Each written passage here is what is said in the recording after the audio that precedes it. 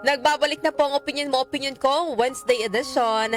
At syempre sama-sama na naman tayong magbabalitaktakan, samahan niyo po ako sa talakayan natin sa mga may init na issue sa loob at labas ng bansa. Pero syempre bago po yan, dumako muna tayo sa Food for the Soul and Food for the Spirit ngayong araw po ng Wednesday.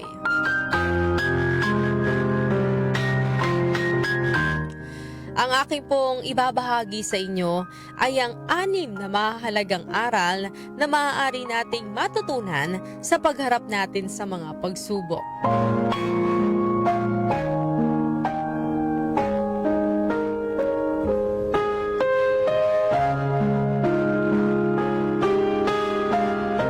Una po ay failure is necessary to grow. Sabi po nila, failures and success aren't opposites. Wala pong successful na tao sa mundo ang ni minsan sa buhay niya ay hindi nakaranas na mabigo. Parte po ito ng proseso dahil sa bawat pagkabigo po natin ay marami tayong natututunan na magagamit natin sa buhay. Pangalawa pong aral, difficult times are necessary. Ang buhay po ay hindi isang tuwid na daan lang, kung saan puro saya lang yung mararanasan natin. Siyempre habang tayo po ay nasa mundong ibabaw, ay marami tayong challenges at mga paghihirap na mararanasan. Pero sabi nga nila, yakapin po natin ang mga madidilim na bahagi ng ating buhay dahil makakatulong po ito upang mas maging matatag pa tayo at mas ma-appreciate po natin ang mga biyaya ng Diyos. Pangatlong aral po ay problems aren't always negative.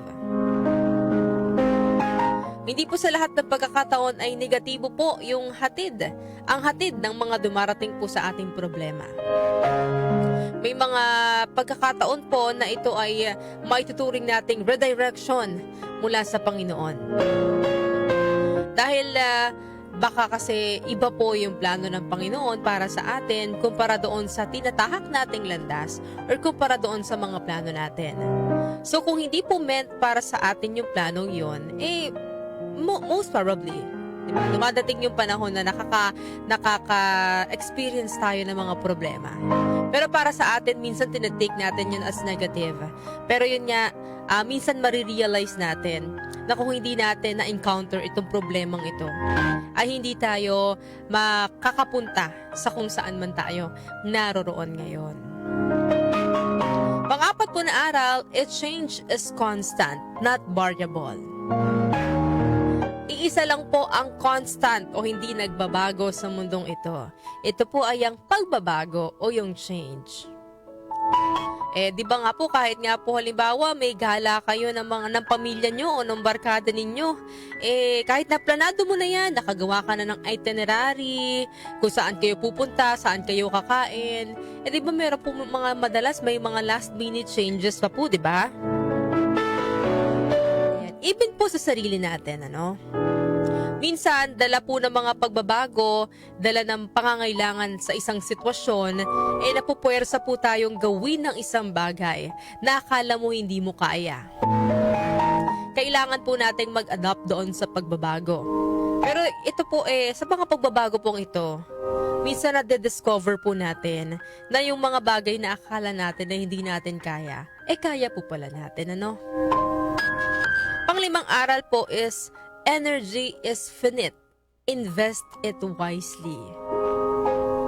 Hindi po sa habang buhay ay malakas tayo. Darating din po ang panahon na mababawasan din po ang ating energy habang tayo ay nagkakaedad. Kung dati kaya mong magbuhat ng mabibigat na bagay, dumadating din po yung panahon na parang hirap ka na. Minsan hinihingal ka na. Diba? Yung dati, kaya mong magtrabaho ng 24 oras, kahit walang tulog, okay lang. Pero ngayon, may mga times na talagang parang pagod ka na. So dahil nga po, limitado lang po ang ating enerhiya. Hindi po tayo habang buhay na malakas. We should pick our battles wisely. kung ano po ba yung mga dapat paglaanan ng oras at lakas. At kung ano po yung mga bagay na dapat wag na lang po nating pansinin, ano? At ipagkabit-balikat na lang.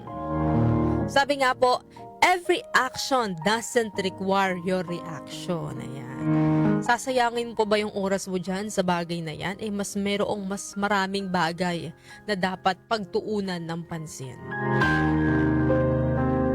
Kung may mga naririnig kayong chismis, mga negatibong bagay tungkol sa inyo, worth it ba na paglaanan pa ng pansin yan? Worth it ba na patulan? Diba? Maglalaan ka pa ba ng energy dyan? Yung ilalaan mo ng oras o pansin dyan, itulog mo na lang. Diba? Nakapagpahinga ka pa. So we should invest wisely. We should pick our battles wisely. Pinakahuli pong aral, pero ito po yung pinakamahalagang aral sa lahat. Be grateful for everything. Dapat po matuto tayong magpasalamat sa lahat ng biyaya na natatanggap natin, whether maliit o malaki. Dito po sa ating programa, paulit-ulit po natin yung sinasabi na, baka po kasi sa kakahangad natin, sa kakadasal natin sa Panginoon na, Lord, gusto ko ng ganito, bahay at lupa, sasakyan, gusto kong ma-promote, nakakaligtaan or na hindi na po natin napapansin yung mga maliliit na blessing na ibinibigay po sa atin ni Lord sa araw-araw at nakakalimutan po nating magpasalamat. Kapag po natutunan natin maging grateful sa lahat ng bagay, magre-reflect po yan sa atin. Kumbaga, mas magiging masaya po tayo. Mas makikita po sa atin yung pagiging masayahin. Makakaramdam po tayo ng kasiyahan sa ating mga sarili. Mas masarap pong mabuhay ng masaya at kontento kaysa punong-puno po ng inggit sa kapwa. Siyempre, pag nakita mo yung yung kapitbahay nyo o yung mga kakilala mo na umaangat sa buhay, parang feeling mo ikaw na pagkakaitan ka. Pero hindi mo napapansin na mayroon ka ding mga blessings, 'di ba? Na akala mo simple lang, 'di ba? Pero kahit simple 'yun, malaking bagay 'yun.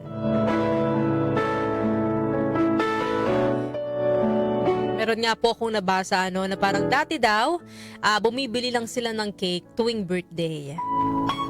Pero ngayon, yung cake, binibili niya na lang. Halimbawa, gusto niya magmerienda ng cake. Pag halimbawa naramdaman niya lang yung cravings niya ng cake, kaya niya nang bumili. Diba? Yun po yung mga maliliit na growth, maliliit na success na nararanasan natin sa buhay na dapat din po nating ipagpasalamat sa Panginoon.